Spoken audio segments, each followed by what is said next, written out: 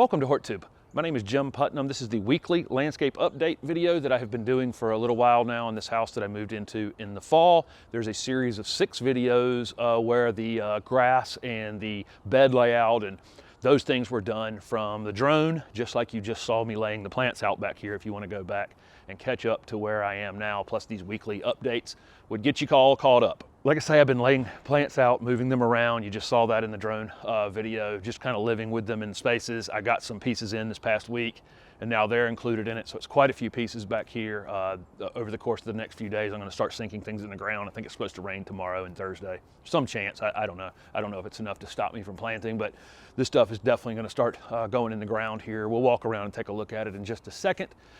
The roof on the screen porch is now at least watertight. Shingles still have to go on it and that kind of thing, but that was the biggest part of that project, was putting that, getting that roof on that where that screen porch is. So that is a huge accomplishment. The microgreens that were planted a couple weeks ago on one of these weekly updates, now eating, and they were maybe 10 days in the process, 11 days I think, maybe on the sunflowers and the peas to be finished, and they're great in a salad, and it's just nice to have kind of ready-made food, you know, in 10 or 11 days in your house like that. That light rack that I have, there's a video on my channel in the past on how I went about building that light rack. But it's nice to be able to grow food. There's no insects in there. There's no disease problems. There's no, you know, it's like it's just, you know, ready-made fresh food in there. The lettuce that was seeded a couple weeks ago is pretty much ready to go in the ground, and you'll see that in the ground next week on that little hoop house that was on last week's video. But before I end this video this week, I'll walk around real quick, show you some of the pieces that are going in the ground here, and talk about pieces that I'm going to be acquiring for this space as well. So there's almost no angle I can shoot in this backyard where there's not some sort of construction or, you know, half-finished project going on, but they've all moved forward this week, which is a good thing. There's a Roman candles podocarpus and a variegated Fats hedera right here that will end up near this porch after it is done. These concrete steps are actually going to be wood and moved slightly, but the new wood steps are just going right over the top of it, and there's going to be a dog door going in right about there, so Holly will be able to let herself in and out that way. So I'm pretty excited about that for her. If I swing back around this way, there was some existing things, and this is the only backdrop I ever have to use back here when I'm shooting these videos right now, but that loropetalum, which I'm going to have to reduce the size of, and then there's a few osmanthus fragrans I think are just going to stay. They're blooming now, actually. These little white flowers are the most fragrant thing. It's just amazing how tiny little white flowers can just fill up an entire yard full of scent. There's a David viburnum. Haven't decided yet if it's actually going there, but it's one of my favorite viburnums. That's an autumn bonfire, encore azalea, and an autumn lily. And there's a autumn fire right there. That one's obviously going there because it's already in the ground. These other two, I don't know if they're going there or not. There's a Roman candles podocarpus right here. No, that's a mood ring podocarpus. That's definitely going to be planted there. Haven't decided on that Carolina sapphire yet whether it's actually going to go here or not. I do have a video that I've shot on it that's going to go up soon, but I haven't decided whether it's actually going to go in the ground here. There's a water feature going in this area right here, so there won't be anything planted here for a little while. Behind that is going to be some sort of weeping conifer. Haven't decided on that yet. There's a fig here that just doesn't get enough sun. It's going to be gone. That metal building's about to be gone. All of these greenhouse parts and pieces are going to be stored behind this building right here once I get the new fence put in, and there's a new fence going all the way around this yard. There's 3 white wedding hydrangeas here that are dormant. That golden Oakland holly is just absolutely beautiful. That'll be a big statement piece. Whether it goes there, I don't know yet. There's some autumn sunburst encore azaleas. That's the pink and white variegated one. There's a let's see. I've got a Chinese fringe tree here.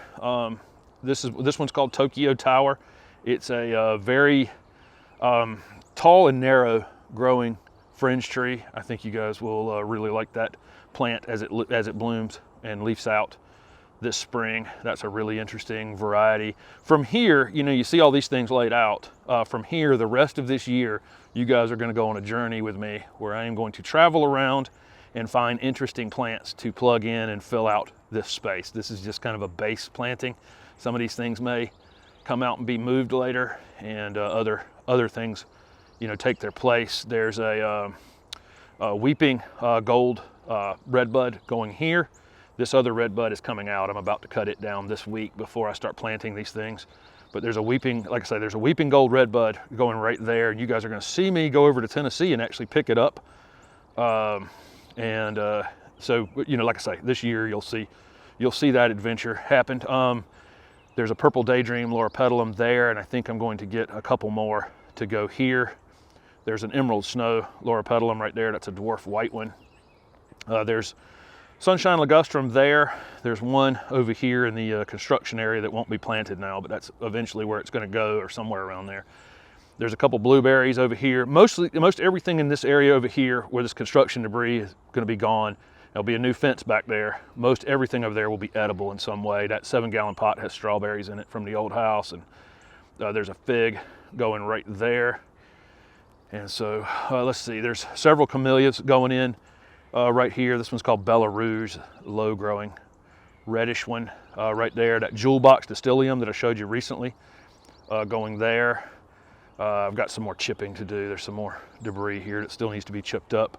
There's some Everillo Carex right there, and not necessarily exactly where it's going in the ground, but I got to know pretty quick. It's got to go in the ground pretty quick, but I am moving them around a few times. This is that new Diamond Spire gardenia, this upright narrow gardenia. Man, that thing is pretty. This is a cryptomeria I got at a sale at J.C. Ralston Arboretum called Limeade. That should be an interesting piece right there. It has gold new foliage during the growing season. Camellia japonica right here. Some soft caress mahonia. There's a Marvel mahonia sitting back there. There's rhodias that you saw me unbox are right there. I've got some black mondo and some Elysium, and that Cuba that I got that's I think is going to be a different variety. It was a gold dust cutting, and it's definitely not, doesn't have the many spots as gold dust. So we're going to watch that one grow for a while and see if it's interesting in any way. There's a tea plant here that I did a video on, Camellia sinensis, which is tea. And so that's where I'm at this moment, laying these pieces out, and I'm going to live with them for a few days. I've left big gaps in here for other interesting things that will be gathered throughout the season, other ground cover things along the bottom right here. I'm actually doing a lot of perennials and annuals from seed, that you'll see that in the next couple weeks as well, as those things get seeded out. And so I can get some color back here in this first year before, before all the stuff matures a little bit. So the progress on the porch this week was a very big deal. So much of this project is tied to getting that thing finished right there and getting all of this debris and material out of here, getting all the metal recycled that's on the driveway, and getting all of this, just this debris out of here. And once that happens, all of these other things can go in place. But I am, like I say, going to go ahead and sink these plants in the ground this week. And this will just be a base planting, so it looks like there's something back here, and maybe I have some backdrops to shoot videos and that kind of thing. But then you're going to see during the course of this year, we're going to take this show on the road, go to interesting nurseries, go to interesting garden centers, find interesting pieces, and figure out how to plug them in here. This will be interesting from a design perspective, because if I was doing this job for a landscape customer, I would probably concentrate on maybe maybe we end up with 30 varieties back here, but probably the vast majority of the plants would be maybe 5 varieties where we did 5 or 7 pieces. And so we had drifts of things. And then we had some individual interest, pieces of interest and that kind of thing.